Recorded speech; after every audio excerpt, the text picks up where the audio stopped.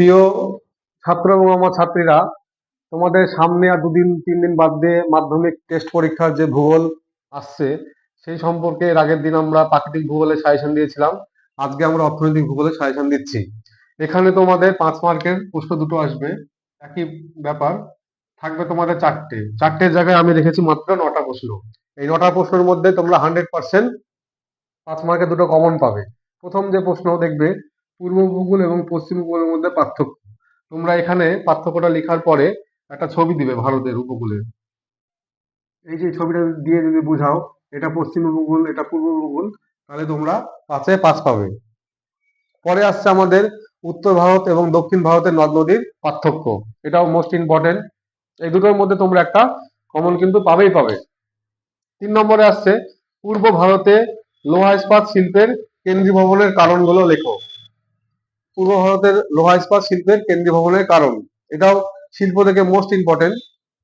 এছাড়া আরো যে অর্থনৈতিক কারণ সেটা হচ্ছে আমাদের ভারতের জনসংখ্যা বৃদ্ধির কারণগুলো লেখো। এরপরে আসছে ভারতের নগর গড়ে ওঠার কারণ, হয়তো দিল্লি বা কলকাতা শহর গড়ে ওঠার কারণ তোমরা দিতে পারো, যে কোনো একটা শহরকে কেন্দ্র করে।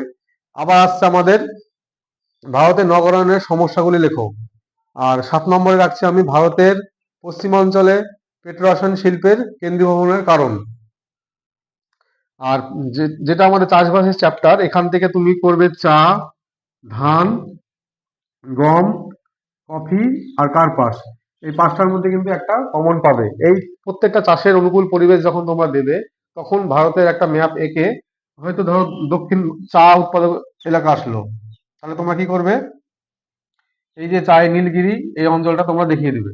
তাহলে তোমাদের মেন যে প্রশ্ন তোমরা চেষ্টা করবে চাষবাস এলাকা থেকে একটা করার জন্য, আর একটা হচ্ছে আমাদের শিল্প থেকে। তাহলে চাষবাসের ক্ষেত্রে চা, ধান, গম, কফি, কার্পাস, এই 5টার মধ্যে আমার সব থেকে বেশি ইম্পর্টেন্ট মনে হচ্ছে চা, ধান আর গম।